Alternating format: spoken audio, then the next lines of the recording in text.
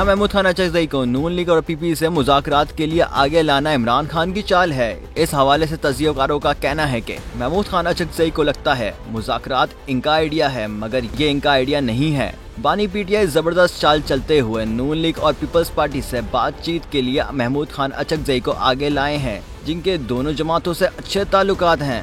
ये भी गुमान किया जा रहा है कि महमूद खान अचकजई कामयाब हुए तो बानी पीटीआई की कामयाबी समझी जाएगी, अगर नाकाम हुए तो इनकी शख्सी नाकामी कही जाएगी, क्योंकि बानी पीटीआई ने सुप्रीम कोर्ट के कहने पर मुज़ाकरात के लिए ये इक़दाम उठाया है।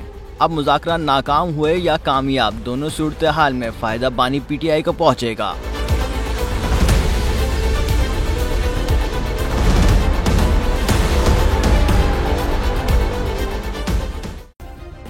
सब्सक्राइब करें और बेल दबाएं ताकि कोई खबर रह न जाए।